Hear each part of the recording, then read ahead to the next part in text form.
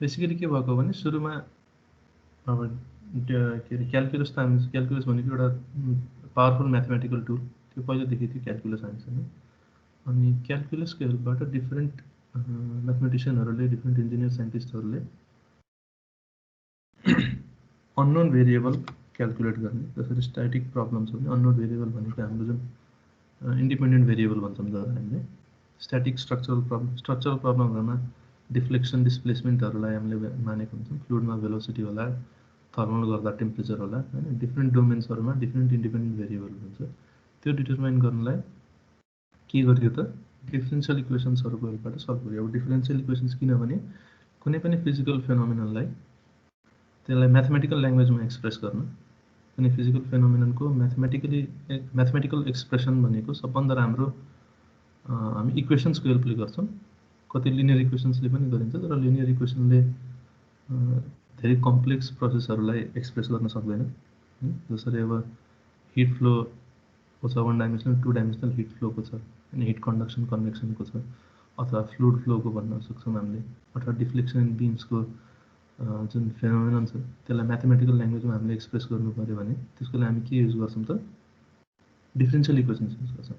भनेपछि differential equations भनेको एउटा powerful tool to express, to mathematically express the happenings in physical phenomenons like bending of beams, अथवा fluid flow, अथवा distribution of heat or temperature, flow of heat, conduction कन्भेक्सनहरू प्रोसेसहरूमा different प्रोसेसहरूबाट त्यसलाई express गर्ने एउटा टुल हो डिफरेन्सियल इक्वेसन। अब डिफरेन्सियल इक्वेसनमा हामीले अस्ति पनि डिस्कस गरेका थियौँ, अर्डिनरी र पार्सियल डिफरेन्सियल इक्वेसन्सहरू युज हुन्छन्। 1 डाइमेन्सनल र मल्टी डाइमेन्सनल अथवा 2 डाइमेन्सनल 3 डाइमेन्सनल छ भने त्यस्तो डिफरेन्सियल इक्वेसन्सहरू पनि युज हुन्छ। हामी 1 डाइमेन्सनलसम्मै लिमिटेड छौँ यो कोर्समा, होइन। हामी 2 डाइमेन्सनलमा त्यति जाँदैनौँ। कुनै एउटा प्रब्लममा आउन सक्छ होला 2 डाइमेन्सनल डिफरेन्सियल इक्वेसन्सको कुराहरू पनि आउन सक्छ होला, तर जेनरली हामी 1 डाइमेन्सनल फिनोमेननहरूसँगै सम्म नै लिमिटेड हुन्छ। अब हामीसँग यदि डिफरेन्सियल इक्वेसन्स छ भने डिफरेन्सियल इक्वेसन्समा के हुन्छ भने भेरिएबल पास भएको हुन्छ। जसरी कुनै एउटा भेरिएबलको रेस्पेक्टमा डिफरेन्सियल इक्वेसन बनाएको हुन्छ भने डिफ्लेक्सन अफ बिममा के हुन्छ भने जुन डिफ्लेक्सन हुन्छ त्यसलाई यु अथवा एक्स कुनै एउटा भेरिएबल मानेर त्यसको रेस्पेक्टमा एउटा डिफरेन्सियल इक्वेसन हुन्छ। र जसरी हामीले लिनियर इक्वेसन सल्भ गर्छौँ, हामीसँग कुनै एउटा 2x + 3 = 0 को कुनै इक्वेसन छ भने त्यसलाई हामीले what do we mean when I say solving the equation. Linear equation यदि सिंगल भेरिएबल लिनियर इक्वेसन त 2x + 3, जब मैले भन्छु कि I need to solve this equation, हामी के भन्छौँ भने we find the value of unknown variable which is x. त्यसलाई हामीले कसरी फाइन्ड गर्छौँ भने सिम्पल म्याथमेटिकल हामीसँग टुल्सहरू हुन्छन्। जसरी इक्वेसनको लेफ्ट साइडबाट राइट साइड लाने थाहा हुन्छ नि त हामीलाई। 2x + 3 लाई सल्भ गऱ्यो भने x = -3/2 भन्ने सल्युसन आउँछ। यो एकदम बेसिक इक्जाम्पल दिएको मैले। भनेपछि सल्भ गर्नु भनेको के त finding the value of unknown variable, त्यही नै हो। र such that finding the value of unknown variable such that जब त्यो भेरिएबलको भ्याल्यु हामीले पास गराउँछौँ इक्वेसनबाट, it must satisfy the equation. 2x + 3 = 0 equation छ भने त्यहाँ मैले जे एक्सको भ्याल्यु ल्याएको छु त्यो मैले त्यो भ्याल्यु पास गरायो भने -3/2 मैले यदि एक्सको ठाउँमा सब्स्टिट्युट गऱ्यो भने द इक्वेसन मस्ट सेटिस्फाई, = 0 आउनु पऱ्यो। एक्सको ठाउँमा -3/2 राख्दा त्यो ओभरअल भ्याल्यु त्यसको 0 आउनु पऱ्यो। त्यही नै हो सल्युसन भनेको। अब यो बेसिक कन्सेप्टबाट हामी थोरै कम्प्लेक्समा जान्छौँ भने जब हामी डिफरेन्सियल इक्वेसन्सहरू सल्भ गर्दैछौँ, मानव डिफरेन्सियल इक्वेसन सल्भ गर्दा डिफ्लेक्सनको लिए मैले deflection of a beam simply supported अथवा कुनै एउटा टाइप अफ बिमको डिफ्लेक्सनको हामीसँग अथवा त्यसको डिफ्लेक्सनको एउटा डिफरेन्सियल इक्वेसन छ हामीसँग, है। त्यो differential equation in terms of deflection छ। अब डिफ्लेक्सन इन अ बिम के हुन्छ भनेदेखि त्यो एउटा पर्टिकुलर भ्याल्यु त हुँदैन नि। जसरी 2x + 3 मा एक्सको एउटा पर्टिकुलर भ्याल्यु थियो, त्यो भनेको जेनरल अरिथमेटिक प्रब्लमहरू सल्भ गर्दा हामीले त्यो इक्वेसन बनाएर गर्छौँ। जसरी एजको प्रब्लम हो अथवा कति पैसा दिनुपर्ने, त्यो बेसिक स्कुल लेभल म्याथमेटिक्समा हामीले गरेका थियौँ। तर यदि हामीसँग जुन भेरिएबल छ त्यो भेरिएबल नै आफैमा एउटा फङ्सन हो भने, जसरी 2x + 3 इक्वेसनमा हाम्रो जुन भेरिएबल छ एक्स इज अ कन्स्टेन्ट, त्यसको एउटा पर्टिकुलर भ्याल्यु छ। जब मैले यहाँ डिफरेन्सियल इक्वेसनको कुरा गर्दैछु, रिफ्लेक्सन अफ बिम्सको एउटा इक्जाम्पल लिएर, त्यसमा के छ भने त्यसमा जब अननोन भेरिएबल हुन्छ नि एउटा, that unknown variable is itself a function of x अथवा लिनियर डाइमेन्सनको जुन लिनियर युनिट छ एक्स, त्यसको एउटा फङ्सन। त्यो भन्नुपर्छ कि त यदि डिफ्लेक्सन हो भने थ्रु आउट द बिम, कुनै एउटा बिम एल लेन्थको बिम छ भने, यस्तो एल लेन्थको बिम छ भने त्यसमा सर्टेन लोडिङ कन्डिसन होला, कुनै एउटा पोइन्टमा लोड दिइराखेको छौँ होला हामीले, त्यसको डिफ्लेक्सन कस्तो हुन्छ भनेदेखि यहीँदेखि डिफ्लेक्ट हुँदै आउँछ नि त, जहाँ बेस छ त्यहीँदेखि डिफ्लेक्सन हुँदै आउँछ भनेपछि the value of deflection varies at every value of x. As we go along x axis the value of deflection अथवा डिस्प्लेसमेन्ट भ्यारिज। त्यस्तै फङ्सनलाई हामीले अथवा त्यस्तै फेनोमेनललाई हामीले फङ्सनबाट डिफाइन गर्छौँ होइन। यदि कुनै एउटा पोइन्टको हामीले निकाल्न छ भने हामी कन्स्टेन्ट भ्याल्यु दिन्छौँ।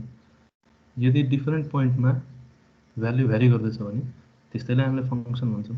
अब त्यो भ्याल्यु कसरी भ्यारी गर्दैछ त्यसमा डिपेन्ड गर्छ यदि फङ्सन कस्तो हुन्छ। यदि 0 पोइन्टमा 0 डिफ्लेक्सन, 2 mm यतापट्टि 2 mm डिफ्लेक्सन, 4 mm मा 4 mm डिफ्लेक्सन, 5 mm मा 5 mm डिफ्लेक्सन छ भने त्यस्तो फङ्सनलाई हामी के भन्छौँ त, for every value of x, सबै एक्सको जुनसुकै भ्याल्युको लागि वाईको भ्याल्यु एक्ससँग इक्वल छ भनेपछि if I go 2 mm in x, deflection that I would get is 2 mm. If I go 4 mm in x, the deflection that I would get is 4 mm. त्यस्तो फङ्सनलाई के भन्यो त y is equal to x function भन्यो।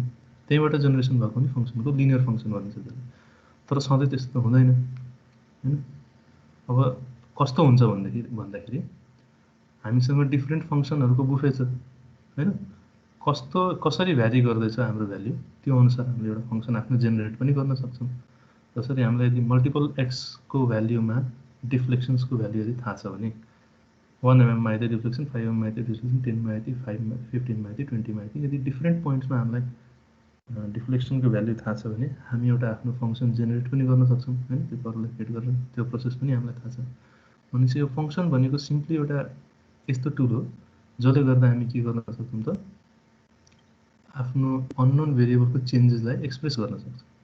भनेपछि एउटा particular value नभएर through out the domain यदि त्यो भ्याल्यु भेराइङ छ भने त्यो भेरिएबलको कसरी भ्यारी गर्दैछ भ्याल्यु त्यसको लागि एउटा सर्टेन त्यसलाई के भन्ने मसिन जस्तै हो फङ्सन भनेको, इनपुट राख्दा आउटपुट आउने हैन।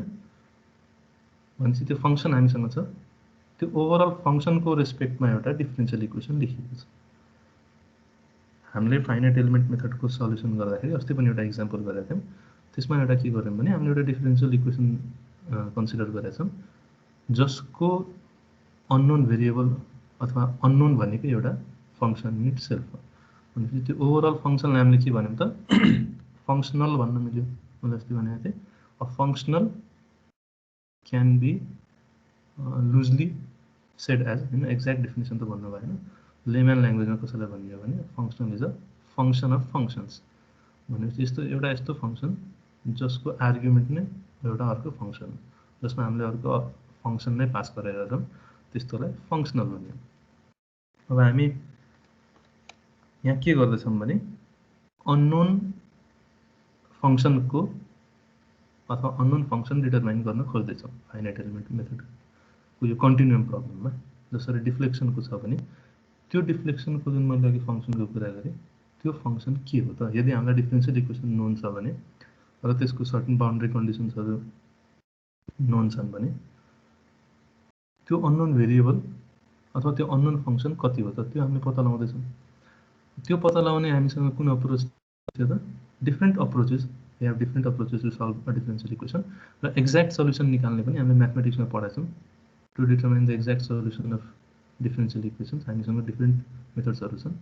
तर एउटा जेनरल मेथड छैन जसले कि सबै type of every type of differential इक्वेसनलाई सल्भ गर्न सकोस्।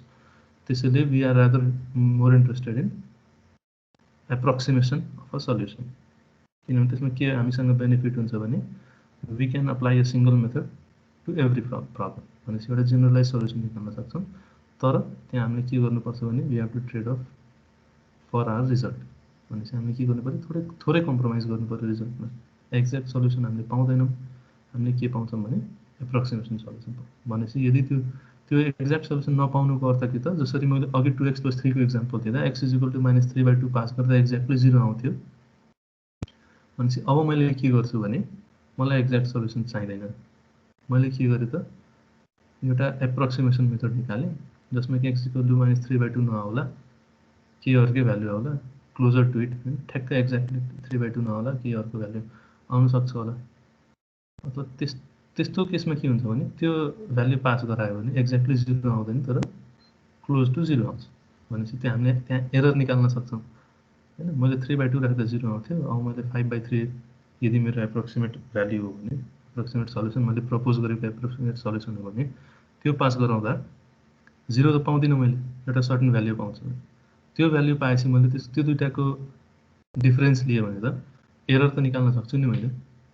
हो सिमिलरली हामी यहाँ के गर्न सक्छौँ भने हामीसँग जुन अननोन जुन डिफरेन्शियल इक्वेसन हुन्छ डिस्क्राइबिङ द फिजिकल फेनोमेनन अथवा डिफ्लेक्सन अथवा जेसुकै हो, जुनसुकै फिजिकल फेनोमेनन डिस्क्राइब गर्ने हामीसँग डिफरेन्शियल इक्वेसन छ, त्यो डिफरेन्शियल इक्वेसनमा जुन भेरिएबल पास भएको छ, यदि डिफ्लेक्सनको एउटा फङ्सन छ भने त्यो फङ्सन हामीले के गर्छौँ एप्रोक्सिमेट गर्छौँ।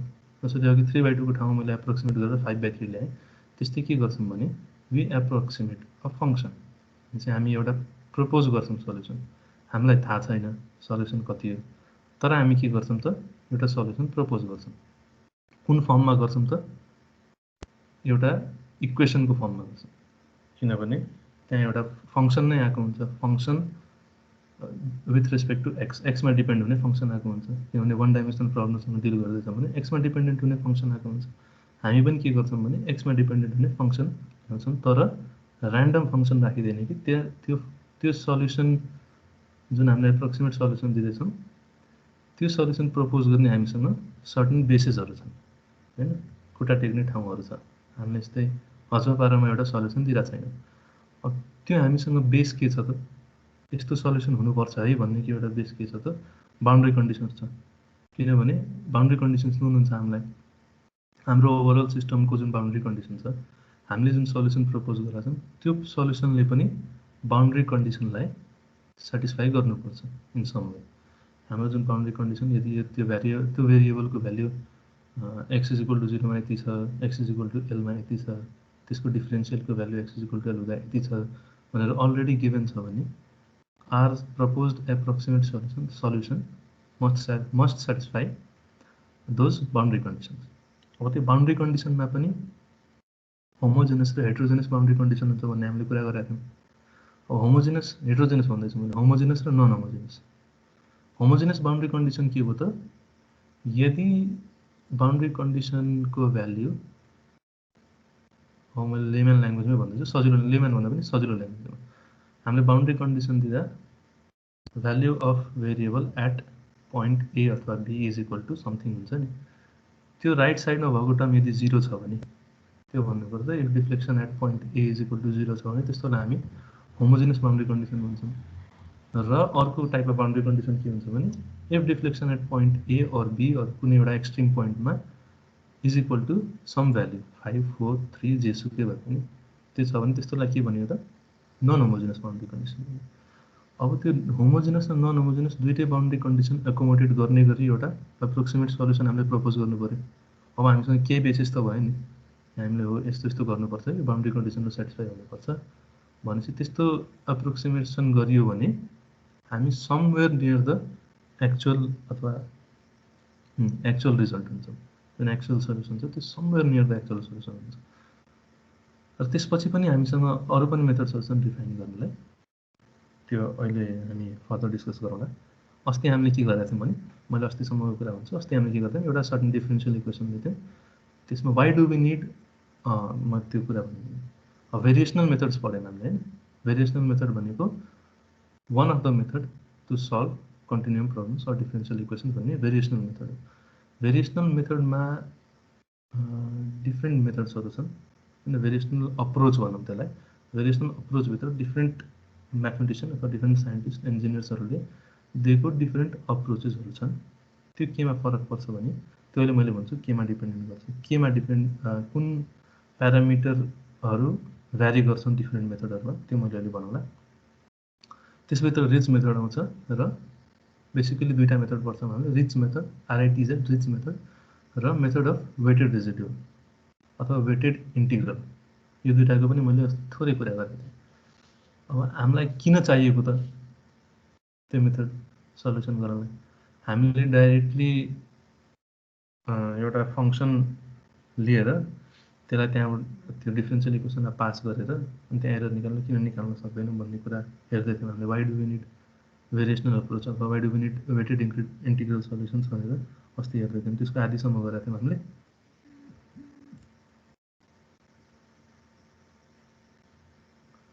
अहिले छैन स्क्रिन सेयर भएको, अब गर्दैछु मैले। अहिलेसम्म हामीले के गर्यौँ भन्ने कुरा भन्दै थिएँ, किनभने हाम्रो एटेन्डेन्स खासै भइसकेको थिएन। अहिले पनि 30 जना मात्र हुनुहुन्छ, तपाईँहरूको एटेन्डेन्स अति कम छ।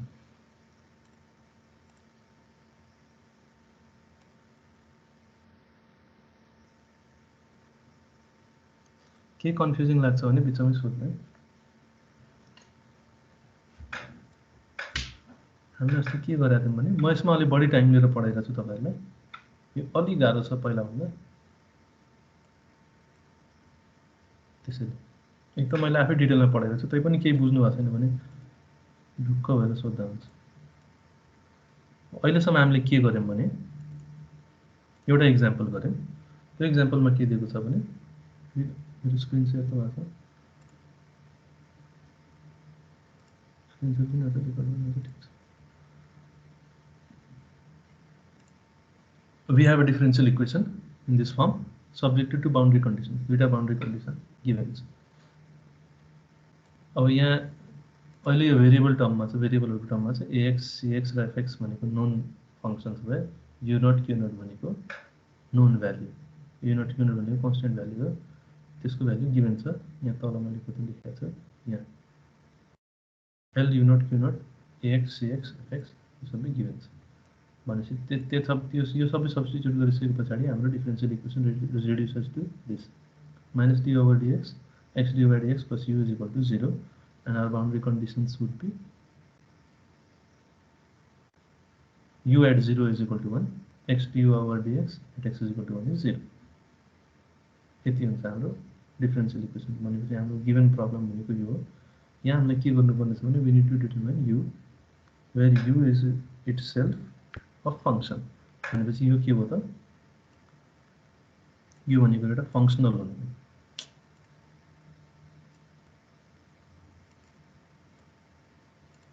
यो ओभरअल के हुने हो त, एउटा फङ्सनल हो, function of functions.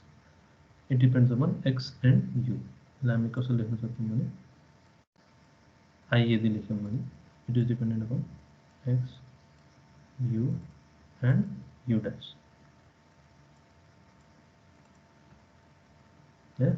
X u र यु ड्यासमा डिपेन्डेन्ट एउटा फङ्सनल हो र यसको boundary which is subjected to boundary conditions u at 0 is equal to 1. So our unknown function at x is equal to 0 is 1. So x du over dx at x is equal to 1 is 0. These are the two boundary conditions that are given. So the first step that we do is we propose an approximate solution. हामी के गर्छौँ भने, we propose an approximate solution which looks something like this. So u and x, u भनेको यसको solution n भन्ने कुरा मैले के भन्दा नम्बर अफ प्यारामिटर्स, यो फेरि मैले दोहोऱ्याउँछु। अहिले के बुझ्नु भने, n is number of parameters, x is the dependent variable. भनेपछि जुनमा डिपेन्ड भन्छ हाम्रो सल्युसन, जसको रेस्पेक्टमा हाम्रो सल्युसन लेखिन्छ त्यो भनेको x भयो। भनेपछि वान डाइमेन्सनल प्रब्लम भनेको हो भने our unknown function is dependent over x because it changes with x। एक्ससँग हाम्रो अननोन भेरिएबल चेन्ज हुन्छ। So our solution look something like this. यो फर्ममा किन लेखिएको भने ci phi x from i is equal to n plus phi naught x। यो फर्ममा किन लेखिएको भने, मैले अघि भनेको थिएँ we have two types of boundary conditions, homogeneous and non homogeneous. एउटा प्रब्लममा, in single problem we can have all homogeneous boundary conditions or non-homogeneous boundary conditions or a mixture of homogeneous and non-homogeneous boundary conditions. So as I said earlier, our approximate solution, the solution that we propose, must satisfy the boundary conditions of given problem. So the first part of the solution is to satisfy the homogeneous boundary conditions, and the second part, that is phi naught x, which is in itself a non-homogeneous term. We can see here, yeah, ci र phi दुईटै छ, so this is a homogeneous term र phi naught भनेको non-homogeneous term. So the phi naught x is here to satisfy the non-homogeneous boundary conditions, and the first term ci phi I x for I is equal to 1 to n is to satisfy the homogeneous boundary conditions. सबै प्रब्लममा के गर्नु छ भने we propose an approximate solution in this form. यही फर्ममा हामी approximate solution propose गर्छौं for one dimensional problems. हामी one dimensional मै सीमित छौं.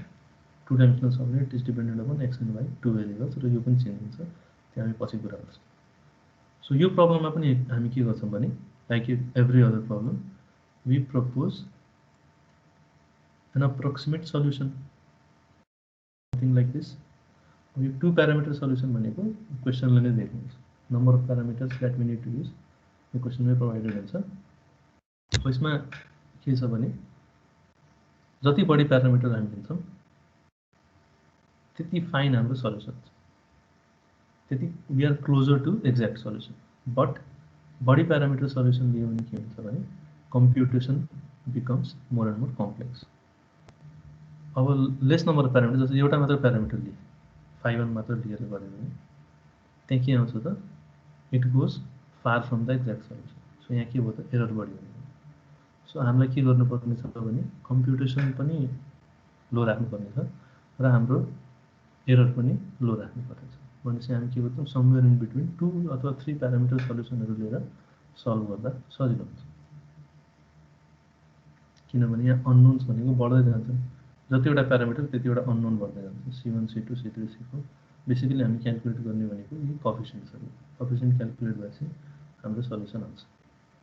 भनेपछि यसमा अहिले हामीलाई के थाहा छ भने हामीले के सल्युसन प्रपोज गर्यौं भने coefficient times function, coefficient times function plus यो भनेको इन्डिभिजुअल एउटा फंक्सन मात्र छ, which is to satisfy the non homogeneous part. So अब यहाँ हाम्रो रोल के हुन्छ भनेदेखि our role is to approximate these functions. यो जुन फंक्सनहरु छ phi 1 phi 2 phi naught, यसलाई हामी एप्रोक्सिमेट गर्छौं. यसको एप्रोक्सिमेसनको के बेसिस छ भने बाउन्ड्री कन्डिसन्स. बाउन्ड्री कन्डिसनमा डिपेन्ड भएर we approximate these functions.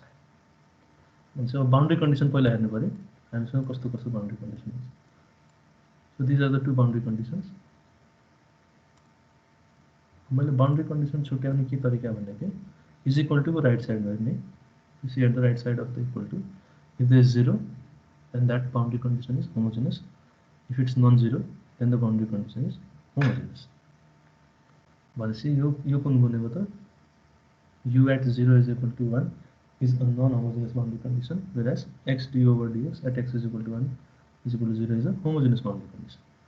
So while approximating phi naught x, this would be our basis. Non-homogeneous boundary condition हाम्रो basis हुन्छ. भनेपछि for phi naught x we have non-homogeneous boundary condition u naught is equal to 1. हामी basically यहाँ के गर्छौं भने phi naught at 0 is equal to 1 भन्नु पर्छ. Sorry, phi naught at x is equal to 1 भन्ने बाउन्ड्री कन्डिसन यो function approximate गर्छौं. ठीक. अब यहाँ 0 राखे पनि 1 आउँछ, जति राखे पनि यो 1 नै आउँछ. यो सजिलो हो, जे भ्यालु दिएको छ त्यो राख्नु. अब phi 1x र phi 2x एप्रोक्सिमेट गर्नु. phi 1x र phi 2x एप्रोक्सिमेट गर्नलाई हामी कहाँ जान्छौं त, होमोजेनियस बाउन्ड्री कन्डिसनमा जान्छ. अब होमोजेनियस बाउन्ड्री कन्डिसनमा के दिएको छ त, x du over dx is equal to 0. अब यसमा के हुन्छ भने यो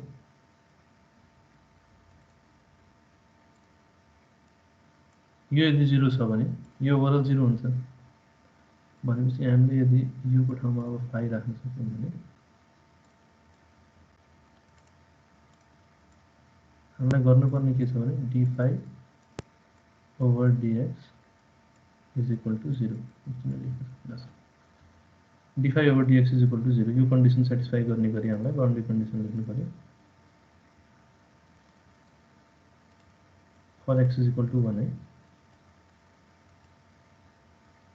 भनेपछि हामी के लेख्न सक्छौं त यहाँ मैले दुईटा इक्वेसन लेखेको छु यो तपाईले बिस्तारै प्रब्लमहरु गर्दै जानुभयो भने थाहा हुन्छ यो त अब यतिकै पनि गेस गर्न सकिन्छ किनभने हामीले डेरिभेटिभ गर्नुपर्ने छ डेरिभेटिभ गर्नुपर्ने छ भने x स्क्वायर को डेरिभेटिभ 2x हुन्छ त्यसलाई x स्क्वायर माइनस 2x गरेर राख्छौं हामीले पछि x is equal to 1 substitute गर्ने हो भने यो 0 हुन्छ सिमिलरली x क्यूब को डेरिभेटिभ 3x स्क्वायर हुन्छ 3x स्क्वायर नै लेखिराख्नु पर्दैन किनभने 3x लेखे पनि काम चल्छ x is equal to 1 substitute गर्ने काम भनेपछि यो दुईटा फंक्सनले यो सेकेन्ड होमोजेनस के रे सेकेन्ड बाउन्ड्री कन्डिसनलाई सेटिस्फाई गर्छ ठीक छ त्यसैले हाम्रो अब सल्युसन के हुन्छ त एप्रोक्सिमेट सल्युसन un थियो u2 यो प्यारामिटर फंक्सन भएको हुनाले के लेख्न पाइयो त c1 x square minus 2x plus c2 x cube minus 3x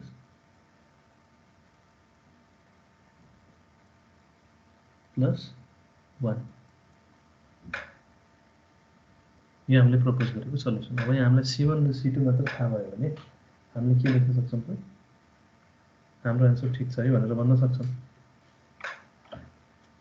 अब के आउँछ कुरो भन्दाखेरि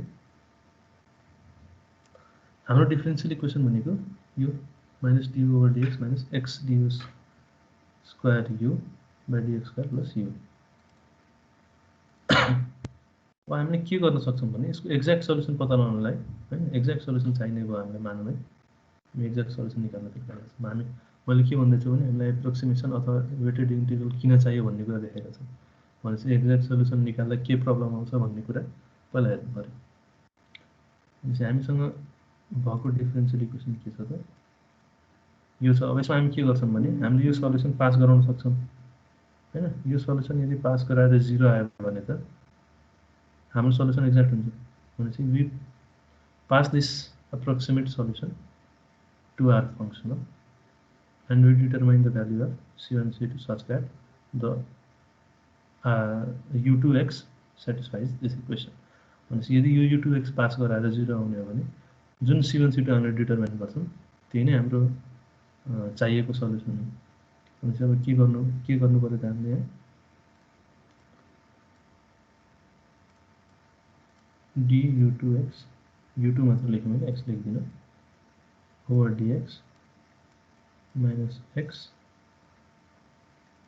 d square किन यस्तो भइरहेछ d square u2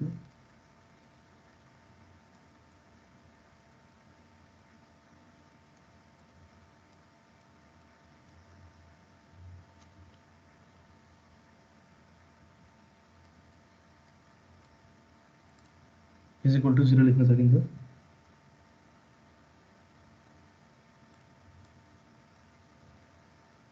यहाँ हामीले के गर्छौं भने यो टोटल u2 लाई पास गराउँछौं यहाँबाट र यो सबैलाई लेखेपछि एउटा हामीसँग पोलिनोमियल इक्वेसन हुन्छ लामो c1 र c2 को टर्म्समा त्यो पुरै इक्वेसन मैले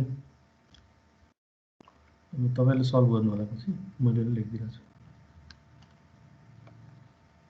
त्यो कति आउँछ भनेदेखि minus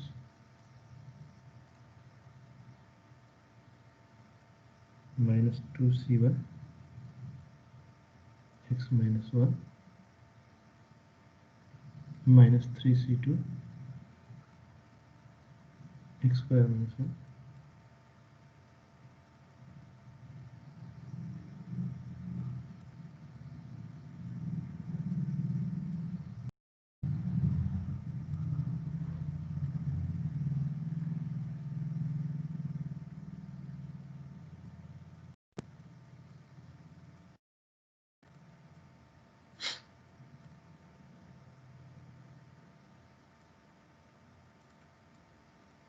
x square minus 2x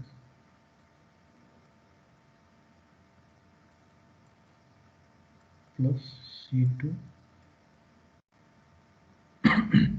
x cube minus 3x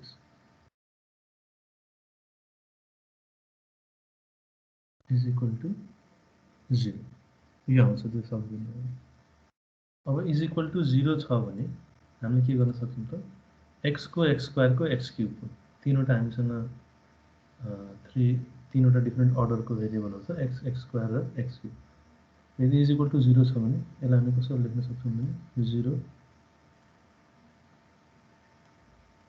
0x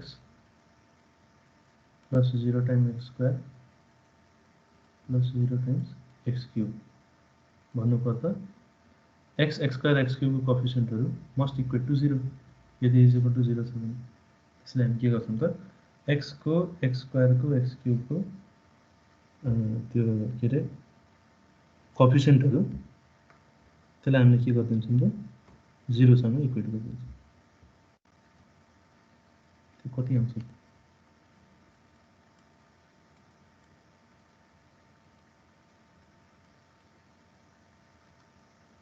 तपाईले बुझिराख्नु भएको छ नि? कतै बुझ्नु भएन भने भन्नु है।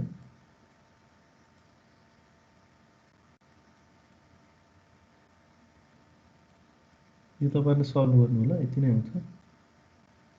यो सिम्पली हामीले कोएफिसिएन्टहरुलाई 0 गर्दैछौँ। x को x स्क्वायर को x क्यूब को र बाँकी जुन अब कोएफिसिएन्ट बाँकी रहन्छ त्यसलाई पनि 0 गर्नु पर्यो। c1 minus 9c2 is equal to 0, c2 is equal to 0। यो चारवटा इक्वेसन पाउँछौँ हामी। अब यो चारवटा इक्वेसन यसो हेर्नु त कन्सिस्टेन्ट देख्नु भएको छ तपाईले? कन्सिस्टेन्सी छैन नि। जसरी यो कुनै दुईटा इक्वेसन समातेर सल्भ गर्नु हो भने c1 c2 है। जसरी यो दुईटा लिएर c1 c2 सल्भ गर्नु एउटा भ्यालु आउँछ, यो दुईटा लिएर c1 c2 सल्भ गर्नु एउटा भ्यालु आउँछ, यो दुईटा लिएर सल्भ गर्दा एउटा भ्यालु आउँछ। अनि चारवटा नन कन्सिस्टेन्ट इक्वेसनहरु छन्। यो चारवटा कन्सिस्टेन्ट इक्वेसन्सहरु भयो भने त्यहाँ सल्भ गर्दा के हुन्छ भने c1 र c2 को एउटा भ्यालु पाइन्छ। यहाँ के छ भनेदेखि these equations are non consistent।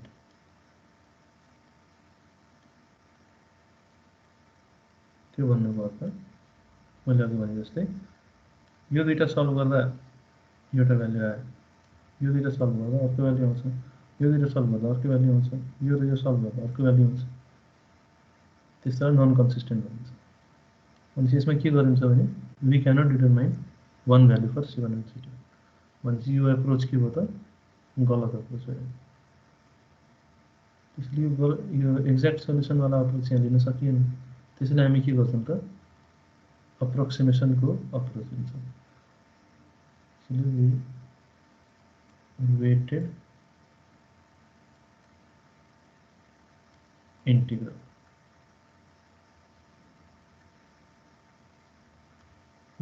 Approach यो लेखेको अलि माइन्ड नगर्नु होला। माउसले लेख्दा यताउति जान्छ। हामी के गर्छौं भने वेटेड इंटीग्रल अप्रोच लिन्छौं। किनभने यो अघिको एप्रोचले के गर्यो त कन्सिस्टेन्सी दिएन, जसले गर्दा सल्युसन निस्किन सकेन। अब वेटेड इंटीग्रल अप्रोचमा के गरिन्छ भनेदेखि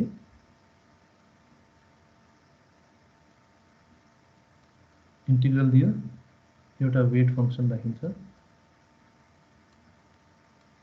त्योसँग रेजिड्युलाई मल्टिप्लाई गर्छ हामीले। वन डाइमेन्सनल भएको हुनाले dx र डोमेन यसलाई इन्टिग्रेट गरिन्छ। हाम्रो डोमेन 0 देखि 1 सम्मको हो। र यो r भनेको के हो त? r भनेको रेजिड्युअल भनिन्छ। यो मेथडलाई के पनि भनिन्छ? वेटेड रेजिड्युअल मेथड पनि भनिन्छ अथवा वेटेड इन्टिग्रल सिम्पली भन्न पनि सकिन्छ।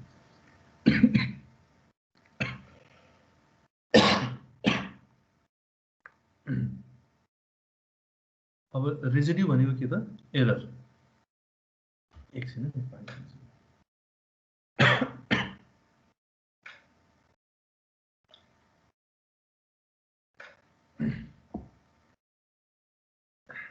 सरी रेजिड्यू भनेको के हो त एरर एरर भनेको के त मैले अघि भने जस्तै जुन मैले 2x + 3 को इक्जाम्पल दिएको थिएँ त्यो केसमा के हुने भयो x = -3/2 राख्दा 0 आउँछ र 5/3 राख्दा के आउँछ त सर्टेन एरर आउँछ होला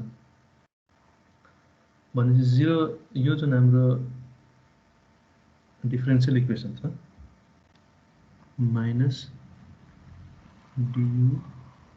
-du/dx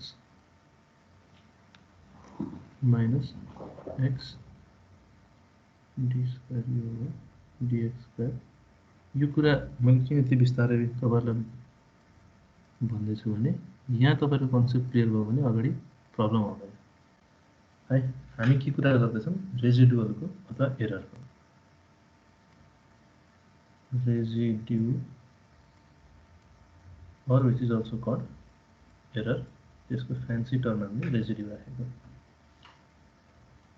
यसको एउटा एक्ज्याक्ट सल्युसन छ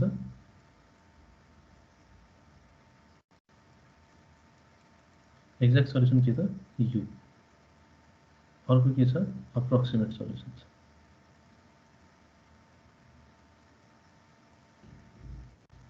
अप्रोक्सिमेट सल्युसन के त हामीले प्रपोज गरेको क्यापिटल U अहिलेको केसमा U2 ठीक एरर भनेको के हुनुपर्छ त अप्रोक्सिमेट राख्दा माइनस एक्ज्याक्ट सल्युसन राख्दा त्यही नै हुनुपर्ने हो रेजिड्यू भनेको के त्यही हो भनेपछि हामी एक्चुअल सल्युसनसँग कति टाढा छौँ भन्ने कुरा भनेपछि रेजिड्यू भनेको के भनेको त एकचोटि अप्रोक्सिमेट सल्युसन सब्स्टिट्युट गर्ने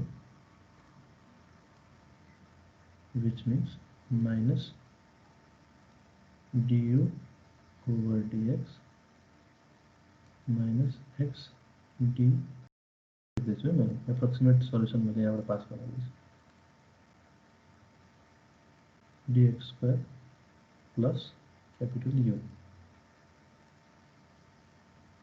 माइनस एक्चुअल सल्युसन भनेपछि U पास गरायो अब U पास गरायो भने के आउँछ त 0 नै आउँछ किन एक्चुअल सल्युसन पास गरायो भने त त्यो जहिले पनि 0 आउँछ भनेपछि हाम्रो रेजिड्यू कति हुने भयो त यो हाम्रो रेजिड्यू हुने भयो त्यो के हो त left side of the equation हो हैन यो जुन हाम्रो इक्वेसन छ अघि मैले लेखेको जस्तै जुन हाम्रो फंक्सनल छ x u र u dash को यो नै के हो त रेजिड्यू हो अथवा left side of the equation is equal to 0 को इक्वेसन छ भने left side of the equation नै रेजिड्यू हो ठीक भनेपछि हाम्रो केसमा r के हुने भयो त minus du2/dx minus x d2u2 plus u2 यहाँ हाम्रो रेजिड्यू अब कुरा आयो वेट फंक्सन रेजिड्यू भन्ने कुरा क्लियर भयो dx भनेको वन डाइमेन्सनल भएको भनेर dx 0 to सिग्मा भनेको ओभरअल डोमेन थ्रुआउट द डोमेन हामीले इन्टिग्रेट गर्यौं हामीलाई अब अहिलेसम्म नथाहा भएको कुरा भनेको wx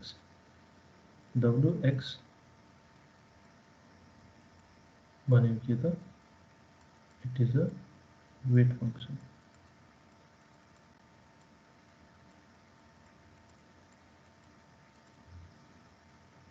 वेट फंक्सन अब यो वेट फंक्सन भनेको के हो भने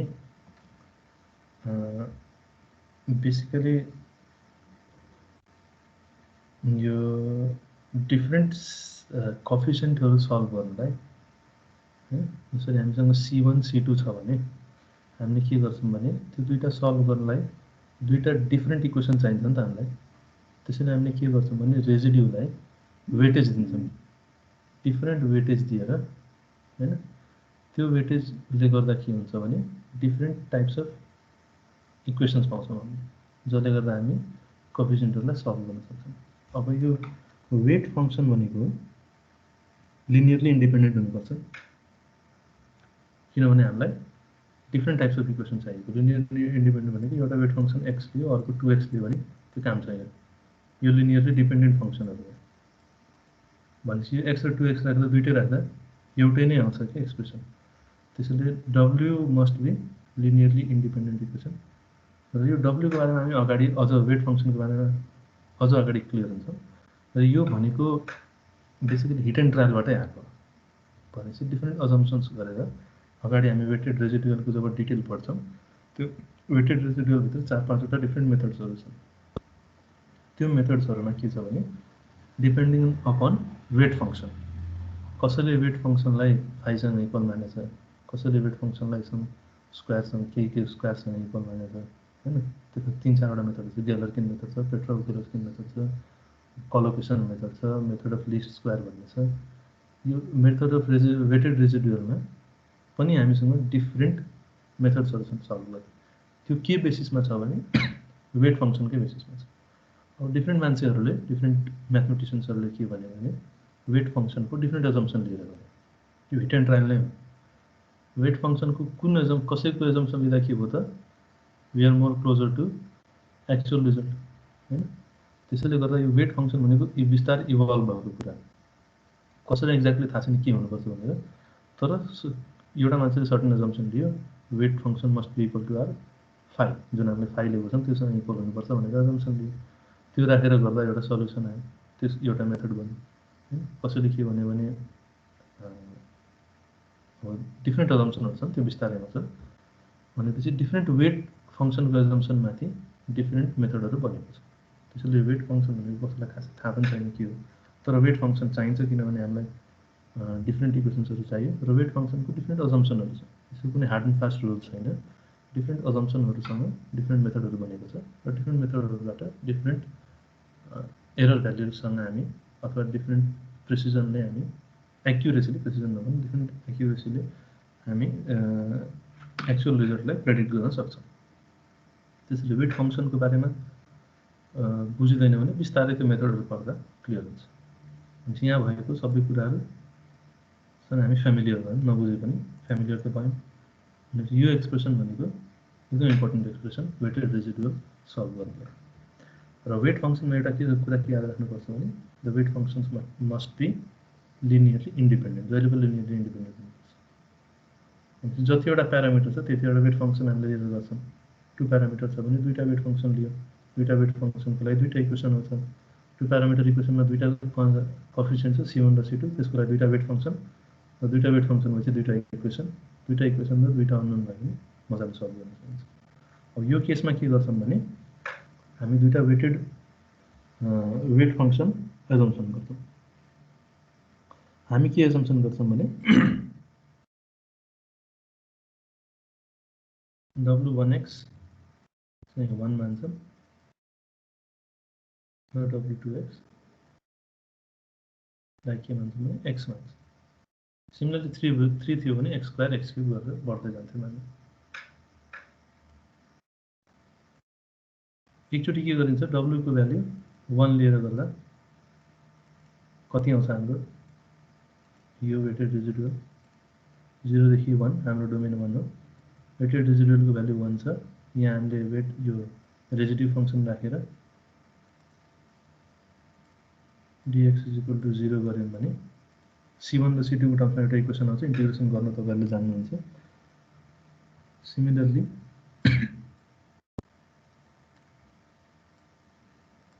W2x = x राखेर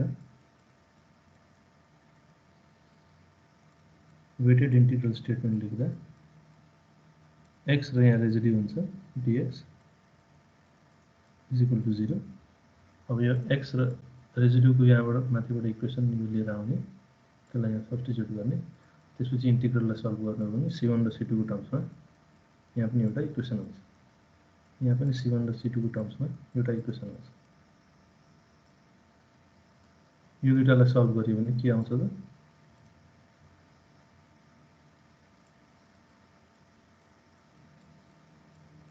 सल्भ गरियो भने C1 आउँछ र C2 आउँछ।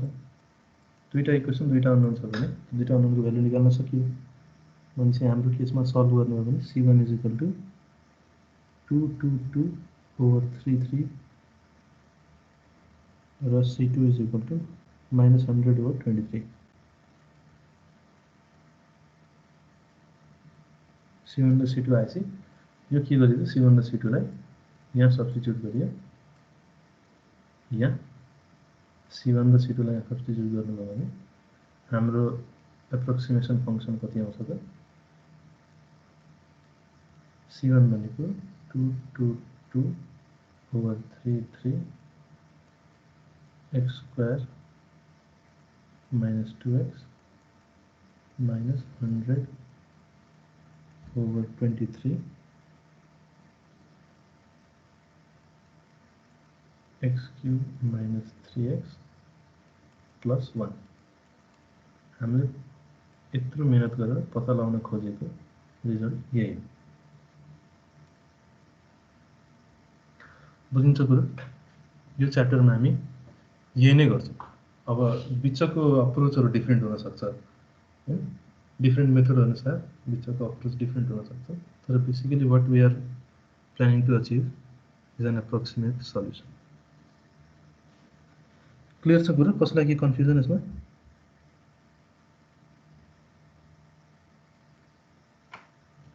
के कन्फ्युजन छ भने सोध्नु है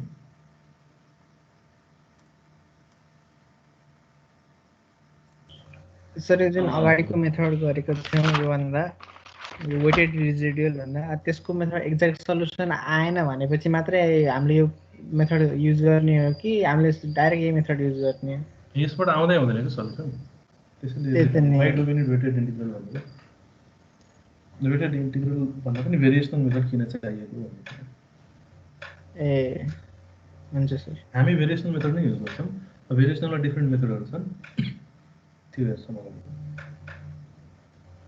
भेरिएसनल मेथड भित्रकै यो वेटेड इन्टिग्रल पनि हो रिच मेथड पनि हो त्यहाँ भित्र अझ सब डिभिजनहरु छन् ग्यालर्किन मेथड छ पेट्रोल ग्यालर्किन छ त्यो डिफरेन्ट मेथड्सहरुबाट हामी सल्भ गर्न पाइरहेका छौं धेरै फरक छैन बेसिक ओभरअल स्ट्रक्चर भनेको रिच मेथडमा एउटा वीक फर्मुलेसन भन्ने कुरा छ त्यो अहिले हेरौँला तर बेसिक अप्रोच भनेको रेजिड्यु निकाल्ने त्यसलाई वेट दिने वेटेड रेजिडुअल स्टेटमेन्ट निकाल्ने अथवा वेटेड रेजिडुअल इन्टिग्रल लेख्ने त्यसलाई सल्भ गर्ने कोएफिसिएन्ट डिटरमाइन गर्ने र एप्रोक्सिमेट सल्युसन निकाल्ने बेसिक अप्रोच भनेको स्ट्रक्चर भनेको यही हो सल्युसन यो बुझ्नु भएको छ भने तपाईहरुले यो च्याप्टरमा अब लगभग सबै गर्न सक्नुहुन्छ यसको क्वेशनहरु सबै लगभग सक्नुहुन्छ अझ थप कुराहरु त के बुझ्नै पर्छ हामीले तर जो सक्नुहुन्छ यहाँसम्म के कन्फ्युजन छैन भने हजुर यहाँ के हामीले यहाँ w1x = 1 राख्दाखेरि c1 c2 को भ्यालु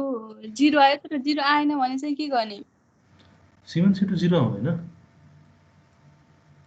मैले c1 c2 0 लेखे हैन कि c1 र c2 को रेस्पेक्टमा एउटा इक्वेसन आउँछ नि त यहाँ त्यो लेख्न खोजेको यहाँ c1 c2 0 लेख्न खोजेको हैन यो कन्फ्युजन होला तपाईहरुलाई यहाँ हामीले के गर्यौं भने यो u2 x राखेर यो जुन रेजिडुअल आउँछ नि त यो एक्सप्रेसन आछ नि हाम्रो u2 यहाँ सब्स्टिट्युट गर्नुभयो भने हजुर यो यत्रो एक्सप्रेसन आउँछ यो यहाँ राख्ने हो कि यसलाई यहाँ लिएर आउने कहाँ गयो रेजिड्युको ठाउँमा हैन यहाँ र एकचोटी वेटको भ्यालु 1 राख्ने जसरी अघि यहाँ ल्याउने हो कि त्यसलाई यहाँ ल्याउने वेटको भ्यालु 1 राखेको छ भने यसलाई इन्टिग्रेट गर्नुभयो भने यो इक्वेसनलाई तपाईले इन्टिग्रेट गर्नुभयो भने यो इक्वेसन आयो अनि c1 र c2 को भ्यालु एक एकवटा आउने भयो c1 र c2 को रेस्पेक्टमा एउटा आउँछ नि c1x + c1x² + c2x³ के आउला तर अननोन भनेको त्यो आउँछ र 0 देखि 1 छ भने x बाँकी रहदैन त्यसैले c1 र c2 को रेस्पेक्टमै आउँछ इक्वेसन किनभने हामीले यसलाई फिक्स्ड इन्टिग्रल छ नि त 0 देखि 1 सम्म त्यसैले c1 + something c1 + something c2 = 0 तल पनि some coefficient c1 + some coefficient c2 = 0 आउँछ त्यो दुईटा सल्भ गरेर हामी आन्सर लेख्छौं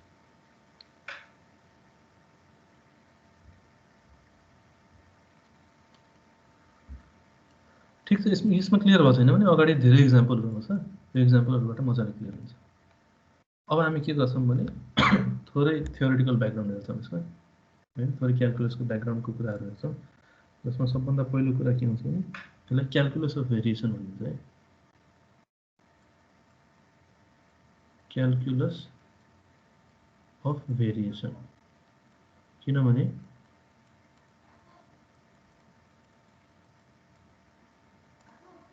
एक सेकेन्ड कसरी चलाउँछ।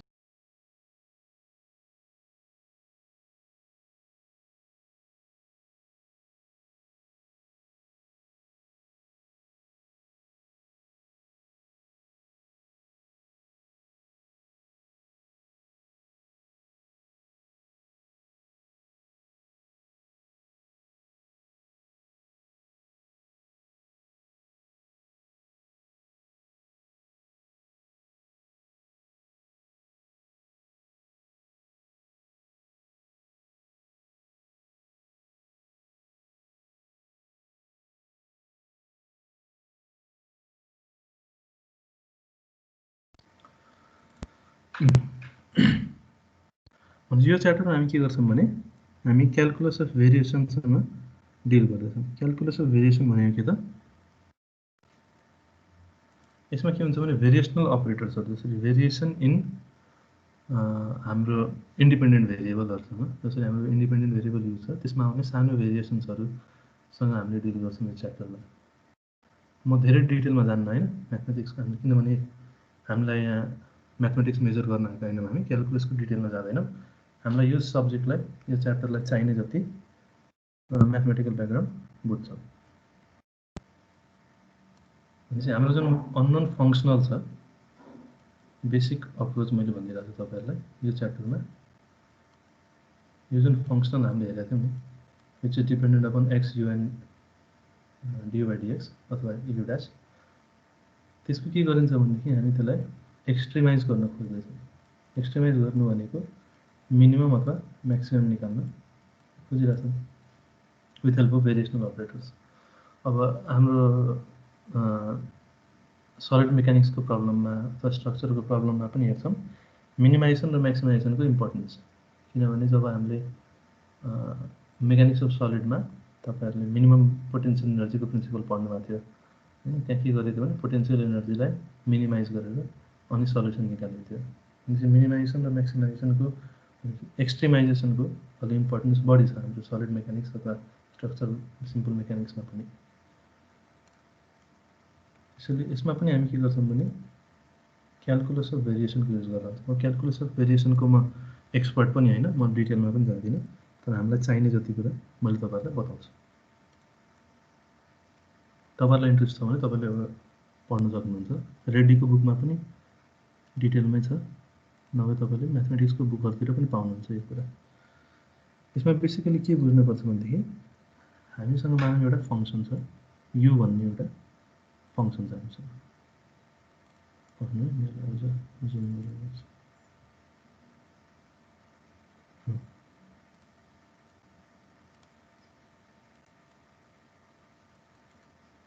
यु भन्ने एउटा फङ्सन छ, यो हाम्रो अननोन भेरिएबल है त, जुन हामीले यु डिटरमाइन गर्न खोज्दैछौँ त्यो हाम्रो अननोन भेरिएबल। अब यसमा के हुन्छ भनेदेखि हामीले लोड लगायौँ अथवा केही एक्सटर्नल फोर्स अप्लाई गऱ्यौँ भने केही चेन्जेस आउन सक्छ, यसमा भेरिएसन आउन सक्छ। त्यो भेरिएसन भनेको कति आयो त, यो भनेको हाम्रो भेरिएसनको फङ्सन हो। भनेपछि यो हाम्रो युएक्स, यो युएक्स भनेको अननोन फङ्सन, डिफ्लेक्सन होस् कि जेसुकै होस् त्यो अननोन फङ्सन हो, र त्यसमा हामीले लोड लगायौँ र त्यसले गर्दा सर्टन भेरिएसन आयो। त्यो भेरिएसन फङ्सन भनेको भिएक्स, किनभने एउटा कन्स्टेन्ट भ्याल्यु त हुँदैन भेरिएसनको। अब भेरिएसन भइसके पछाडि यो कस्तो हुने भयो, त्यसको कर्भ यो यहाँ पोइन्टमा माथि बल जाउने भयो, यो पोइन्टमा तल बल जाउँछ। भनेपछि यहाँ थोरै भ्याल्यु बढ्छ र यस्तो भएर यस्तो हुन्छ होला, यो अलिक बढी नै भयो, तर जस यो चेन्ज भएर यस्तो हुन्छ। भनेपछि अब नयाँ यु कति हुन्छ त,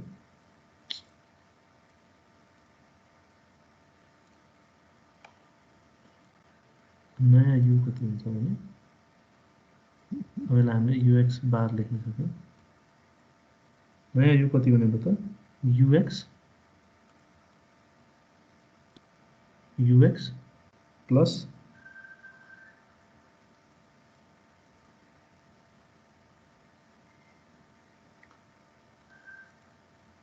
certain constant Vx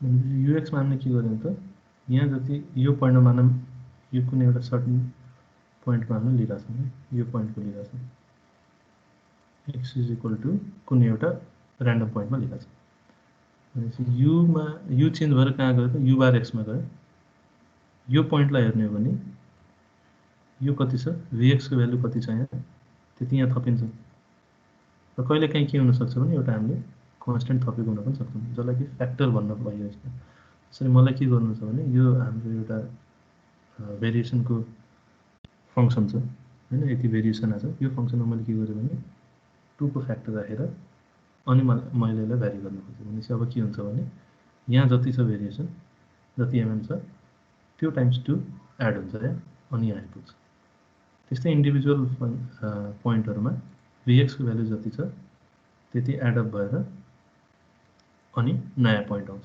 त्यस्तै पोइन्टहरुलाई प्लट गर्ने हो भने यस्तो ग्राफ बन्छ भनेपछि नयाँ u को भ्यालु चेन्ज भइसकेर कति भयो त ux plus e times epsilon times मैले e नै भनेलाई vx यो e भनेको के हुने भयो एउटा कन्स्टेन्ट भ्यालु हुने भयो र v इज अ फंक्सन यो v फंक्सनलाई के भनियो त variation of x v is the variation of x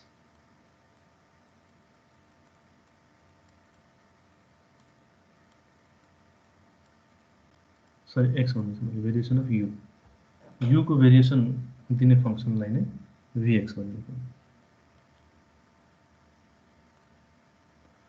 भनेपछि यसलाई हामीले के पनि भन्न सक्छौं भने यो फर्मलाई हामीले केसँग कम्पेयर गर्न सक्छौं त चेन्ज भइसकेर आएको u must be equal to original u plus u मा आएको भेरिएसन यसरी पनि लेख्न सक्छौं नि हामीले हैन र पहिला u कति थियो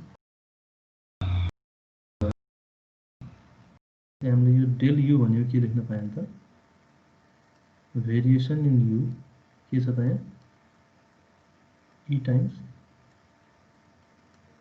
vx variation function times some constant is the variation in u मा को variation त्यही नै हो यो डेल लाई के भनिन्छ भेरिएसनल अपरेटर भनिन्छ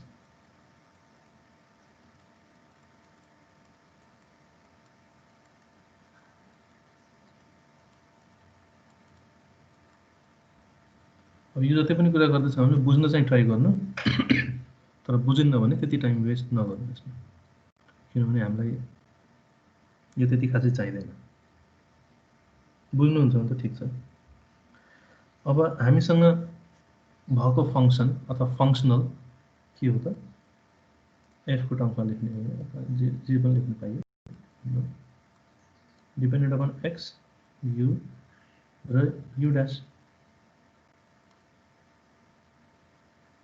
हामीसँग यदि यस्तो एउटा फंक्सनल छ भने वन डाइमेन्सनल फंक्सन लेख्यो भने जनरली यही फर्ममा लेखिन्छ डिपेन्डेन्ट अपन x u र u डैश किनभने डिफरेन्शियल इक्वेसनहरु फर्स्ट अर्डर डिफरेन्शियल इक्वेसनहरु बारेमा पढ्दैछौं हामी त्यसमा के छ भने u डैश र u को रेस्पेक्टमै लेखिएको हुन्छ त्यो फंक्सन हामीसँग फंक्सनल के छ भने एउटा फंक्सन हामीले कन्सिडर गर्यौं भने मानौं एउटा फंक्सन छ अघि जस्तै which depends upon x u र त्यसको डिफरेन्शियल अथवा त्यसको डेरिभेटिभमा लेख्नु भनेपछि यहाँ हामीले चेन्ज इन f लेख्यौं भने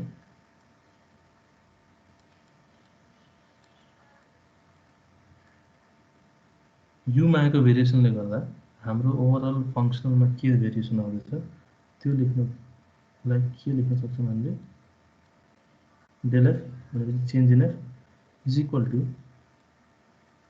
अब चेन्ज भइसके पछाडीको u यहाँ आर्गुमेन्ट पास गराउने माइनस पहिलाको भनेपछि x u कति भइसक्यो त अब u प्लस ev कमा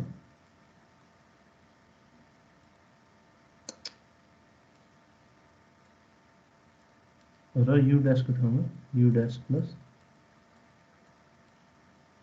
ev डैश चेन्ज भइसके पछाडीको भेरिएबल पास गरायो भने यो नयाँ फङ्सनको भ्यालु भनेको माइनस पहिला के थियो त्यही नै x u and u dash यो भनेको चेन्ज इन एफ भन्न पाइयो। अब यसलाई हामीले के गर्छौँ भने एक्सपेन्सन गर्छौँ। त्यो एक्सपेन्सनहरू गरेर त्यहाँ हामीलाई चाहिँदैन त्यति। त्यो तपाईँले हेर्नु होला, मैले त्यो के अरे नोट्स पठाइदिन्छु, त्यसमा हेर्नु होला डिटेलमा, अथवा रेडीको बुकमा पनि छ, त्यो डिटेलमा हेर्नु होला। त्यति टाइम यहाँ दिन्न एक्सप्लेन गर्नलाई। हामीलाई यहाँ के चाहिएको छ भने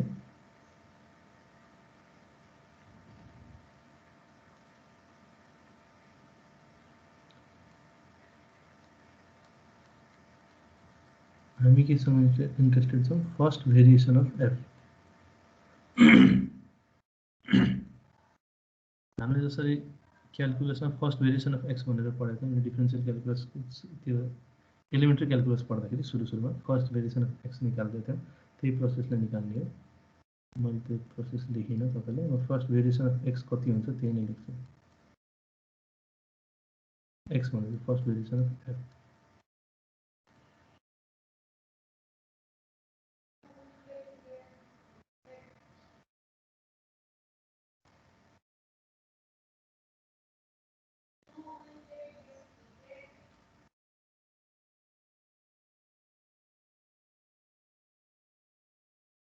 यो कसरी लेख्न सकिन्छ भने डेल एफ अपन जतिवटा भेरिएबलमा डिपेन्डेन्ट छ त्योसँग पार्शियल डेरिभेटिभ गर्ने। अनि यो तपाईँले पहिला पनि क्यालकुलसमा पढिसक्नु होला।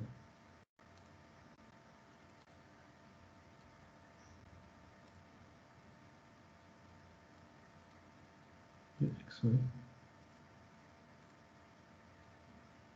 अर्को केमा डिपेन्डेन्ट छ भने df del f over del u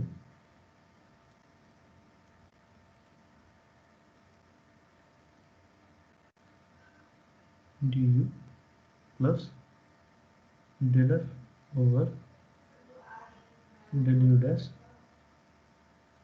du dash.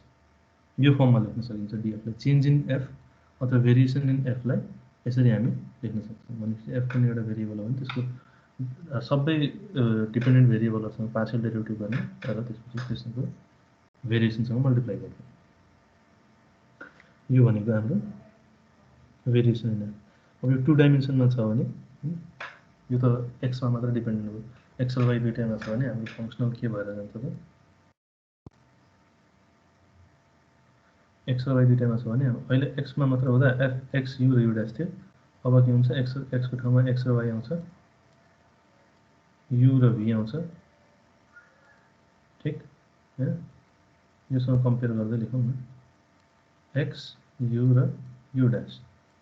एक्सको ठाउँमा एक्स वाइ, युको ठाउँमा यु र भी। यु ड्यास भनेको के त derivative u with respect to x, किनभने एउटा मात्र भेरिएबल छ।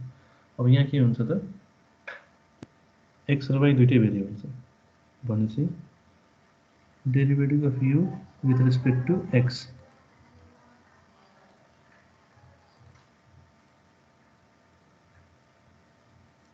त्यसपछि डेरिभेटिभ अफ भी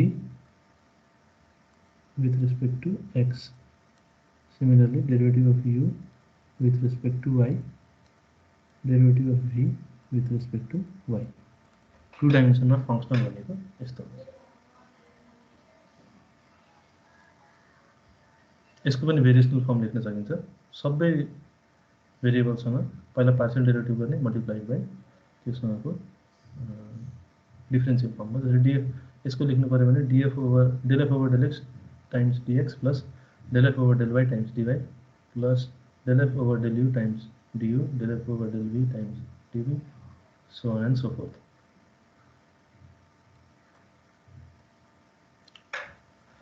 त्यसपछि अब यसमा इम्पोर्टेन्ट भनेको के छ त ओइलर्स इक्वेसन बुझ्नु पर्ने कुरा।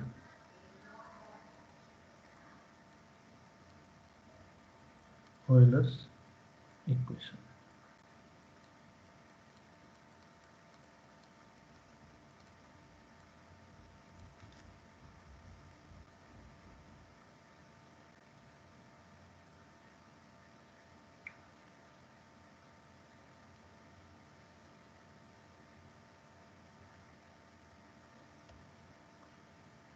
म यसको पनि डेरिभेसनमा जाँदिनँ, म तपाईँलाई डाइरेक्ट फर्म लेखिदिन्छु एलएस इक्वेसनको। 1 डाइमेन्सन र 2 डाइमेन्सनमा कुन फर्ममा हुन्छ एलएस इक्वेसन त्यो लेखिदिन्छु।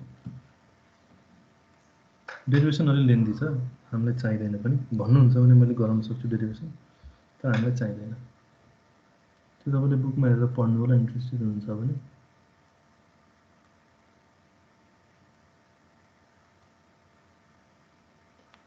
यो भनेको वान डाइमेन्सनमा ओइलर्स इक्वेसनको फर्म। यो एफ भनेको फङ्सनल, यो बुझिसक्नु होला यसमा।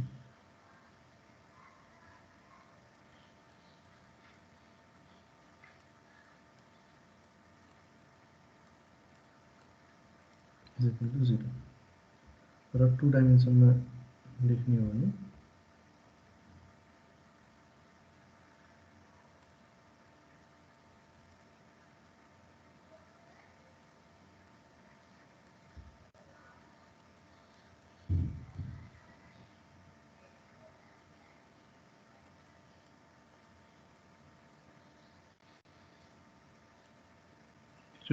एक्स को रेस्पेक्टमा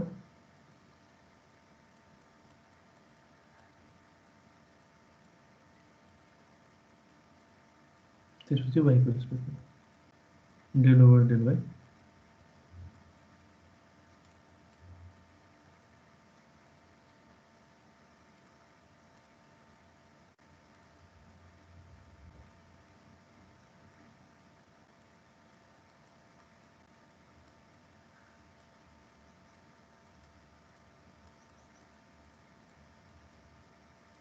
सिमिलरली भीमा पनि हुन्छ। 2 डाइमेन्सनमा यु र भी दुईटैमा हुन्छ।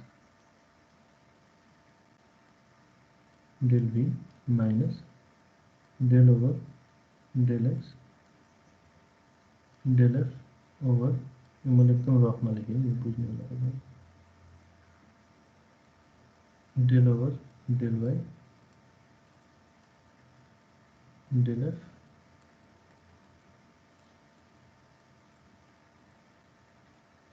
Del v y is equal to 0। 2 डाइमेन्सनमा ओइलर्स इक्वेसनको फर्म यो, 1 डाइमेन्सनमा फर्म यो हुन्छ। उसको डेरिभेसन तपाईँलाई बुझ्नु छ भने बुकमा हेर्नु होला, डेरिभेसन खासै यसको।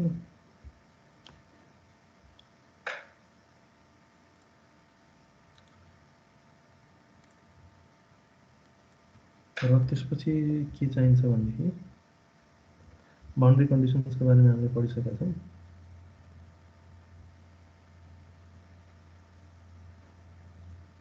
एउटा इक्जाम्पल गरौँ।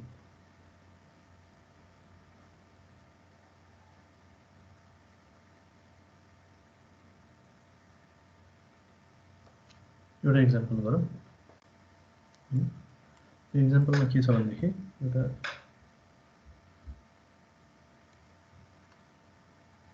मैले लेखिदिन्छु equation.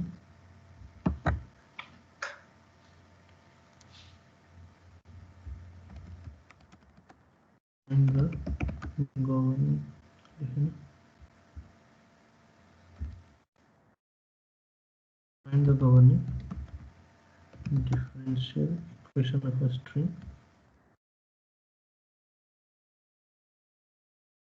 in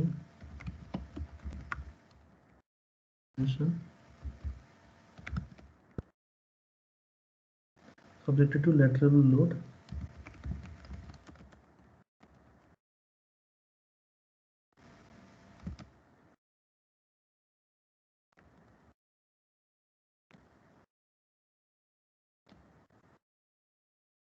potential energy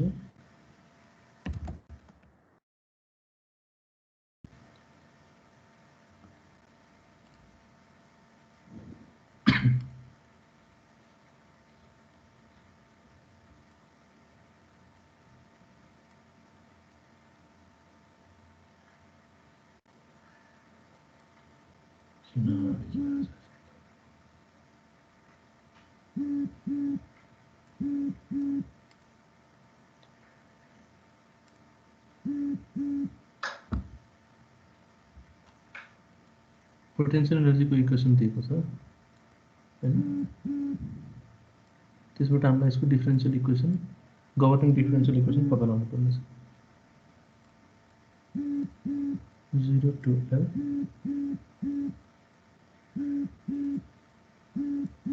d5 over dx को whole square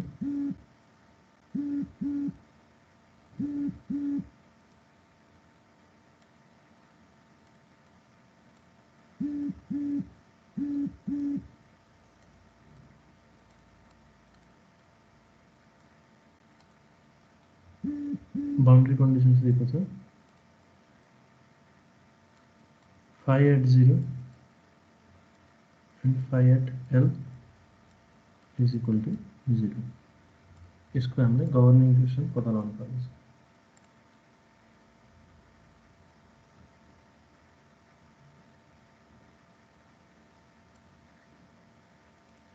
त्यो सुरुको 1/2 हो t/2 t/2 के भनेको टेन्सन स्ट्रिङ अन्डर टेन्सन किन सक्दैन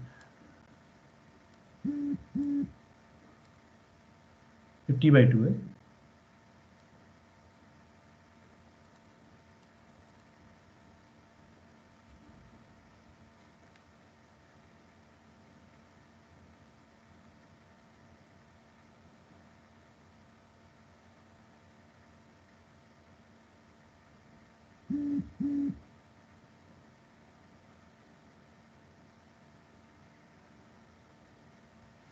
अब यसलाई हामी के गर्छौं भने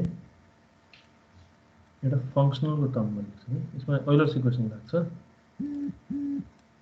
त्यो कसरी लाग्छ भने मैले अघि के भनेको भने ओइलर्स इक्वेसन कहाँबाट आएको भने मैले त्यो अघि भनिन सके जुन हाम्रो फंक्सनल छ त्यसलाई हामी के गर्छौं मिनिमाइज गर्न खोजिरहेछौं हैन त्यो फंक्सनलाई मिनिमाइज गर्न खोज्दा जुन कन्डिसन आएको त्यही नै ओइलर्स इक्वेसन त्यो तपाईले डेरिभेसन हेर्दा बुझ्नुहुन्छ भनेपछि मैले अघि भनेको थिएँ हामी जुन बेसिकली मिनिमाइजेसनको टेक्निकलाई जाँदैछौँ र यो पोटेन्शियल एनर्जीको एक्सप्रेसन हो भने मिनिमम पोटेन्शियल एनर्जी भन्ने हामीले पढाएको छौँ थ्योरी भनेपछि हामी मिनिमम पोटेन्शियल एनर्जी मिनिमाइज गर्न खोज्छौँ अब पोटेन्शियल एनर्जीको हामीसँग के छ भने एक्सप्रेसन छ यो मैले अलि जुम गरेर लेख्छु नभए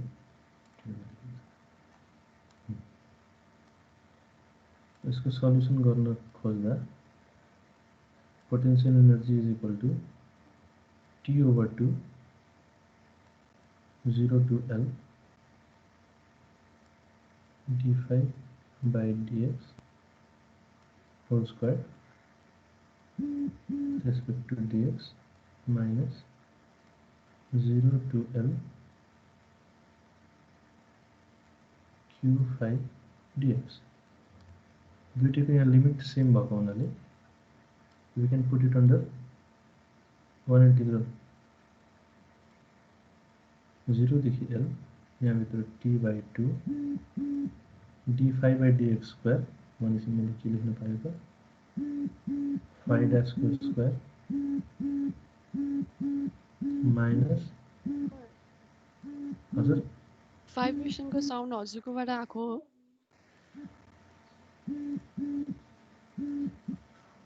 भाइब्रेसन को साउन्ड आउँदैछ हजुर एकदम धेरै आइरहेछ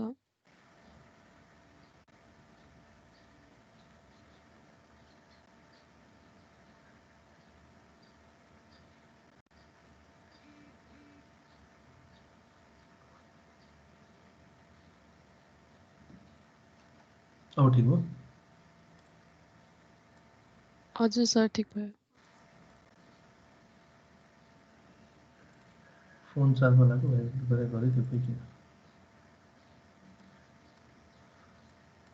हामीले यसलाई यसरी लेख्न सक्छौं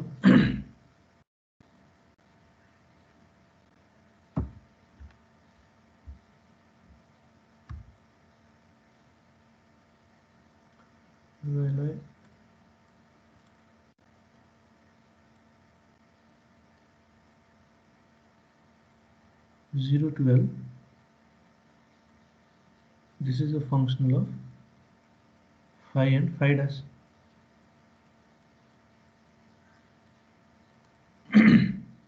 यस्तो लेख्न पाइयो where f phi dash is t/2 phi dash square minus q phi। अब हामी के गर्छौं भने f आइसक्यो, फंक्सनल आइसक्यो र यो भनेको पोटेन्शियल एनर्जी हो भने हामी पोटेन्शियल एनर्जी मिनिमाइज गर्ने कन्डिसनबाट त्यति रिटर्न हुन्छ। सिम्पली हामी यहाँ ओइलर्स इक्वेसन अप्लाई गर्छौं।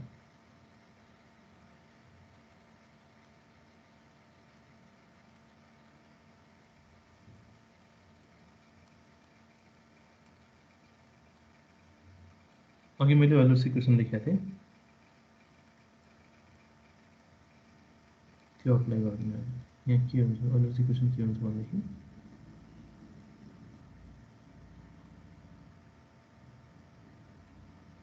है डी ओभर डीएक्स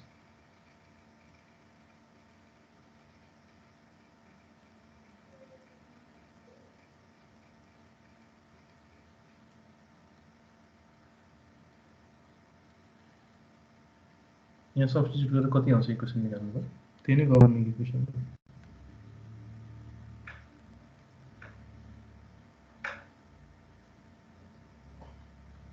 यो डेरिभेसनहरु मैले स्किप गरेको चाहिँ नबुझ्नु होला है, सरले फेरि स्किप गर्दिनु भनेर भन्नु होला तपाईहरुले। त्यो खासै इम्पोर्टेन्ट छैन, त्यो टाइम मात्र खान्छ।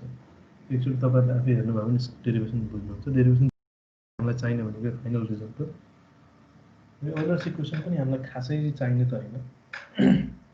हामीलाई चाहिने भनेको अप्रोच रिच मेथड र वेटेड रेजिडुअल मेथडहरु। त्यसैले मैले स्किप गरे हो। तपाईहरु इन्ट्रेस्टेड हुनुहुन्छ भने त्यो हेर्नु, बुकमा छ। मैले जुन नोट्स पठाउँछु त्यसमा नि छ।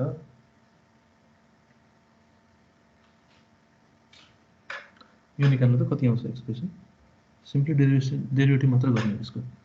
यो जुन छ नि t/2 phi dash square minus q phi छ, त्यसलाई यहाँ ठाउँमा सब्स्टिट्युट गर्ने f को ठाउँमा र कति एक्सप्रेसन आउँछ त्यति मात्र भन्नु।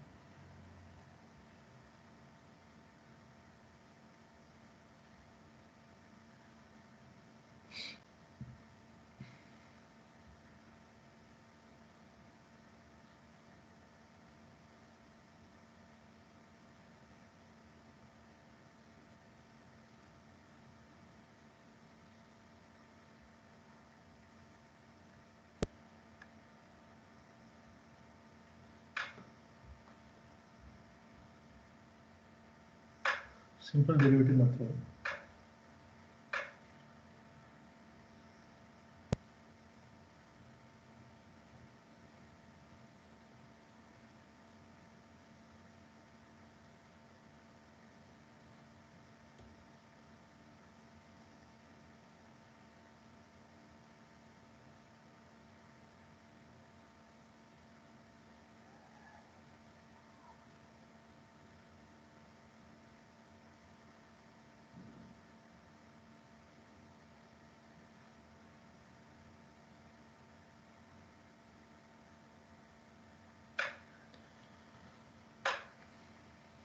आएन कसैको?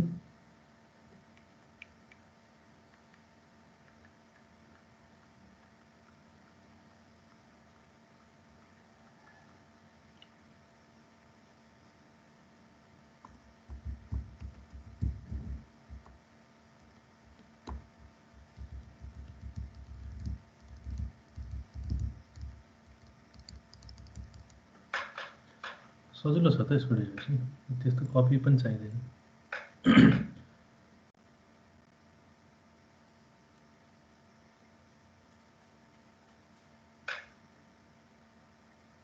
यो पार्शियल है, यो एक्ज्याक्ट डिफरेन्शियल ल्याउँदै पार्शियल हो।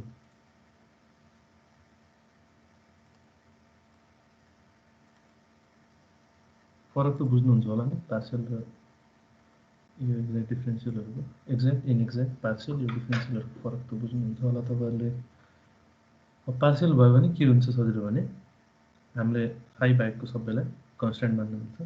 भनेपछि यो टर्ममा यो कन्स्ट्यान्ट हो, बाँकी के रहेको माइनस क्यू। यति त तपाईहरुले गर्नुपर्ने हो कि एकछिनमा। सिमिलरली यहाँ अब फाइ डैश को रेस्पेक्टमा छ भने त्यो पनि पार्शियल नै हो। मैले सबैलाई एक्ज्याक्ट डिफरेन्सियल लेखिदिएको छु अघिकोमा पार्सियल थियो क्या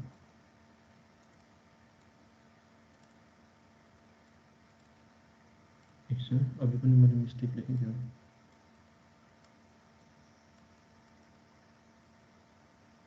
होइन अघि त ठिक छ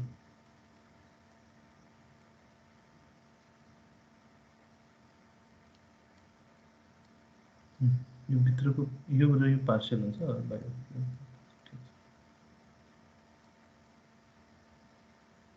यहाँ फाइ ड्यासको रेस्पेक्टमा हामी डेरिभेटिभ गर्दैछौँ यो पनि भनिराख्नु पर्ने हो नि त बिजोग छ यहाँ टी फाइ ड्यास बाँकी हुन्छ र यो क्यान्सल आउट हुन्छ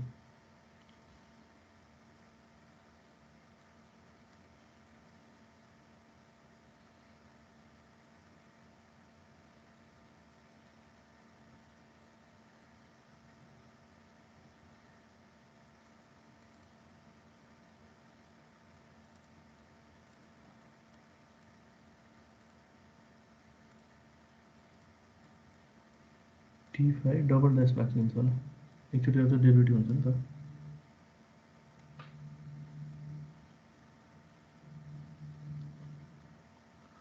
डबल डेरिभेटिभ हुन्छ टू काटियो अनि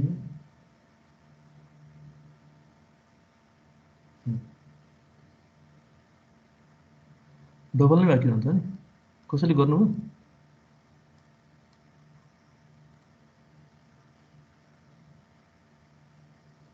यसलाई अब कुन फर्ममा लेख्नु पायो भने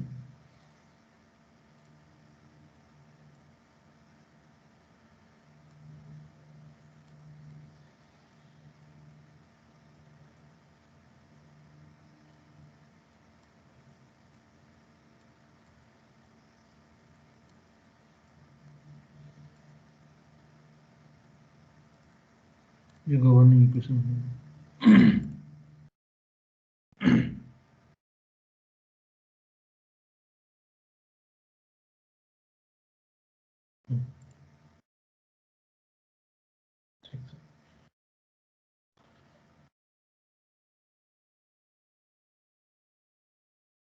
यस्तो क्वेसनहरू एक्जाममा सोध्दैन है सोधेको छैन यस्तो क्वेसनहरू तर जस यो ओइलर्स इक्वेसनको युज देखाउनलाई मात्र एउटा इक्जाम्पल गराएको यसपछि हामी भेरिएसनल फर्मुलेसन्समा जुन मैले दुईटा टेक्निक भनेको छु रिच मेथड र मेथड अफ वेटेड रेजिडुअल यो दुईटा जुन मेथड छ त्यसको डिटेलमा जान्छौँ रिच मेथडको लागि हामीले वेटेड रेजिडुअल त हामीले हेर्यौँ कसरी गर्ने रिच मेथडको लागि के हुन्छ एउटा विक फर्मुलेसन भन्ने बनाउनु पर्ने हुन्छ भनेपछि डिफरेन्सियल इक्वेसन्सको हामीले विक फर्मुलेसन बनाउनुपर्छ त्यो विक फर्मुलेसन भनेको के हो त्यो कसरी बनाउने किन बनाउनुपर्छ त्यो सबै कुराहरू नेक्स्ट क्लासमा डिस्कस गरौँ र एउटा इक्जाम्पल पनि गर्छौँ नेक्स्ट क्लासमा आजलाई के छ आज पढेको जतिमा के कन्फ्युजन तपाईँहरूलाई छ भने सोध्नु केही पनि कन्फ्युजन छ भने सोध्नु